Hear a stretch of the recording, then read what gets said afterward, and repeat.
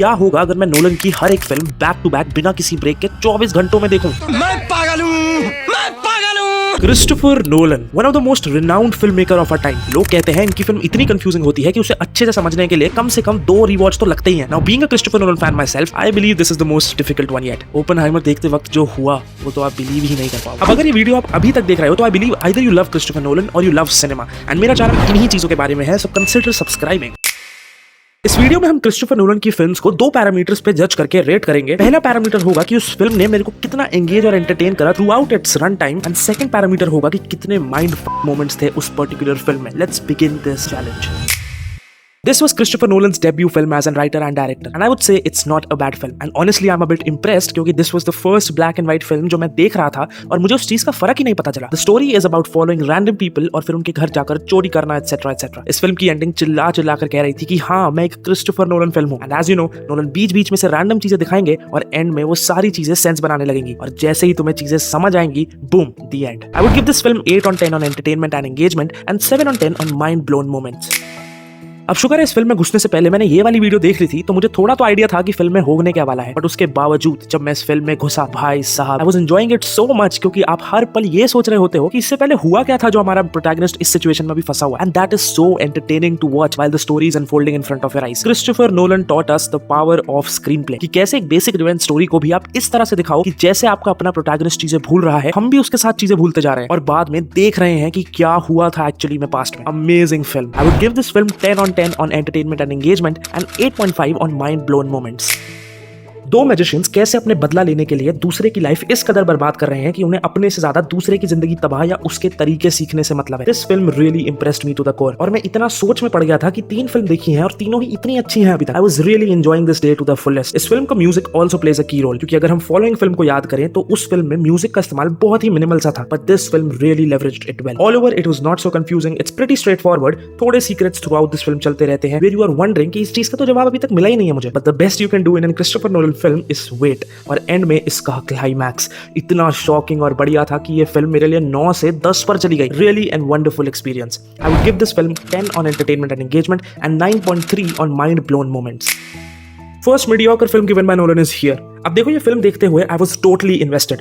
Following memento and Prestige जैसी films देखने के बाद I was really pumped, but जैसे जैसे ये फिल्म आगे बढ़ती है ये एग्जैक्टली वही सारी चीजें ऑपोजिट करती है जो मुझे पिछली फिल्मों में पसंद आ रहा था। स्टोरी एकदम लीनियर और सिंपल है, एंडिंग में कुछ माइंड ब्लोइंग नहीं है, and through out it's screen play ये फिल्म बस एक 100 मीटर की रेस की तरह सीधे दौड़ती रहती है, which is definitely not Nolan style. Even though the story is good and the presentation is also brilliant, but यहाँ इस वीडियो में comparing it to other Nolan films ये फिल्म उतनी इफेक्ट नहीं कर पाई मुझे। आई विल गिव इट 6.3 on entertainment and engagement and 3.12 on mind-blowing moments।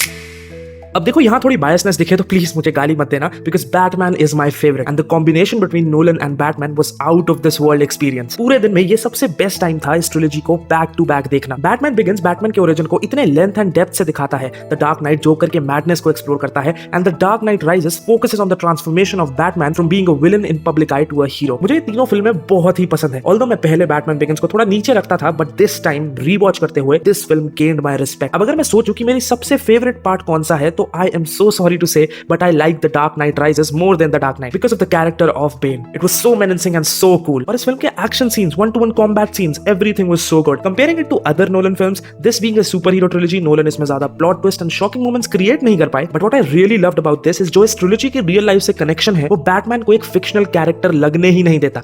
Iconic villains with crazy plot lines and twists. I'll give this trilogy 10 on 10 on entertainment and engagement and 7.6 on mind blown moments।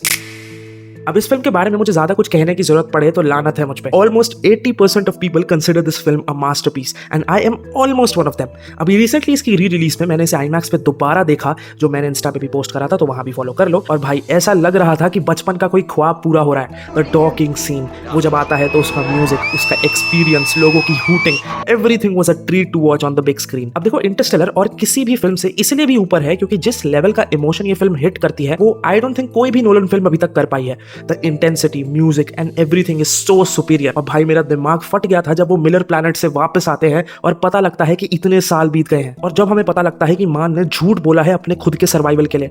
There were so many mind blown moments. The power of love, ये चीज इतनी cliche हो सकती थी but Nolan handled it like a champ. I will give it 10 on entertainment and engagement and 10 on mind blown moments। ये सबसे intense film है Nolan की मेरी नजरों में। मतलब कि हर एक सेकंड कुछ ना कुछ हो रहा है। कॉप की बैक स्टोरी, इतना इंटेंस गोल, और पूरी फिल्म आप यही सोच रहे हो कि ये भाई सपना चल रहा है या रियलिटी है। And the main USP of this film, the representation of the dream world, is so out of this world कि देखने में मजा ही आ जाता है। What I really loved is that इन्होंने हमारा बिल्कुल भी टाइम वेस्ट नहीं किया और हम स्टोरी के एकदम बीच में जाते हैं। Leonardo is one of my favourite actor और उनका परफॉर्मेंस भी काफी बढ़िया था। Although the twist didn't work for me that well for this one, मतलब जो डिबेट आज तक चलती आ रही है कि वो एंड में सपने में है कि रियलिटी में, तो I am very clear about this one कि he is in the real world. But leaving that aside, this film for me is at par with Interstellar. बस इंटरस्टेलर थोड़ी सी ऊपर है। I will give it 9.8 on entertainment and engagement and 8.2 on mind blown moments. अब मुझे पता है कि बहुत से लोगों के लिए ये film one of the worst Nolan film है, क्योंकि इसमें इमोशंस का बहुत कम इन्वॉल्वमेंट है। तुम पूरी फिल्म यही सोचने में निकाल देते हो कि आखिर चल क्या रहा है, और जब फाइनली पता चलता है तो फिल्म ही खत्म हो जाती है। And for some people it was too fast paced, but मेरे लिए इस फिल्म का केस थोड़ा सा अलग था। I loved this film. हाँ, बहुत कंफ्यूजिंग थी, हाँ इसमें इमोशंस की थोड़ी कमी थी, एंड हाँ ये बहुत फास्ट पेस्ड थी, but the visual treat, the intensity of the story and the background score really changed the perspective of this film for me. Time travel को इस तरीके से मैंने पहली बार देखा था, और जो दिमाग इनका लगा था उन एक्शन सीन्स को कोरियोग्राफ करने में, वो भी एक अलग ही लेवल पे बात करता है। This film was filled with mind blown moments. There were so many and I am not joking, there were so many of this moments कि इस फिल्म को मैं 10 में से 11 भी दे सकता हूं इस कैटेगरी में। बट इस सब के बाद भी this film is not perfect, and emotions की कमी तो खलती ही है after watching Interstellar, Inception, Prestige and memento. I would give this film 7 on 10 on entertainment and engagement and 10 on 10 on mind blown moments. Now for me this is another Nolan film जो कि बहुत week है अपने plot and pace को लेकर। Now I agree कि हाँ, हर एक फ्रेम इस फिल्म का एक पेंटिंग की तरह लगता है, बट क्या फायदा उस पेंटिंग का जिसको देखते हुए तुम्हें बार बार टाइम देखने की जरूरत पड़ रही है। And this is the exact problem with Dunkirk. It's a really slow paced film जो मेरे टेस्ट में तो फिट नहीं हो पाई, and the story which was going around was really intriguing to look at, but वो इतनी लीनियर टाइम में चलती है कि मजा ही नहीं आता उसे देखने में। एंड फॉर दीज रीजंस मैं इस फिल्म को दूंगा 3 on entertainment and engagement and 1 on mind blowing moments because there were literally none of them. अब देखो, ओपेनहाइमर मैंने इसके first day first show IMAX with laser पे देखा था, but to be very honest with you all, उस time पे मैं एक रात पहले एक्साइटमेंट के मारे ढंग से सो नहीं पाया, और फिर मॉर्निंग शो के दौरान मैं इतने अच्छे से समझ नहीं पाया कि हो क्या रहा है एक्चुअली फिल्म में। But because of this video I got another chance to rewatch it, and man I would like to say it's such a good film. Nolan अपने स्क्रीन प्ले मास्टरमाइंड वाले टाइटल को बरकरार रखते हैं और prove करते हैं कि कैसे एक ऑटोबायोग्राफी टाइप स्टोरी को भी इतना एंगेजिंग बनाया जा सकता है। आई लिटरली गॉट गूज़बम्प्स जब एमिली ब्लंट उस लॉयर को चुप करा देती हैं और फिर हल्की सी स्माइल देती हैं। Although this film lakhs a bit of mindfulness which I always expect from every Christopher Nolan film, और थोड़ा बीच में लेंथ भी फील होता है कि हाँ कुछ बहुत लंबा सा देख रहा हूं मैं। But this is not the best but very very good film with amazing musical piece. Ludwig भाई ने तो दिल जीत लिया था कसम से। 7.9 on entertainment and engagement and 5.3 on mind moments. Now this was a wild experience, and to be honest ये challenge मैंने 2 दिनों में पूरा करा है, क्योंकि ह्यूमनली पॉसिबल ही नहीं है इतनी फिल्म्स बैक टू बैक देखना एक ही दिन में। बट इतनी फिल्मों के बाद भी एक सेकंड के लिए भी मैं बोर नहीं हुआ, क्योंकि यूजुअली एक डायरेक्टर की इतनी फिल्म्स देखते हुए आपको एक similarity throughout the films दिखने लगती है, which is quite tiring and boring to look at. But Christopher Nolan के केस में ऐसा नहीं हुआ। हर एक फिल्म इतनी डिफरेंट थी एक दूसरे से, और नोलन ने हर एक फिल्म के साथ एक नए जॉनरा को टच किया, व्हिच इज ट्रूली कमेंडेबल। और मेरी नजरों में he is definitely one of the best director of our time. अब ये ट्रूली बेस्ट है कि नहीं, we will decide after watching different director works as well. तो अगले किस डायरेक्टर का मैराथन आप देखना चाहते हो मुझे कमेंट सेक्शन में बताइए, and I will get back with the video you requested. See you, टाटा, बाय बाय। और अगर तुम एक सिनेफाइल हो और मार्टिन स्कॉर्सेसी को बहुत लंबे टाइम से फॉलो कर रहे हो, तो मैंने मार्टिन स्कॉर्सेसी की हर एक फिल्म 64 आवर्स लगाकर देखी थी, और उसकी वीडियो तुम्हें यहां मिल जाएगी, तो यहां क्लिक करके उसे देख लो। एंड तब तक के लिए you can always cut to cinema. Sayonara.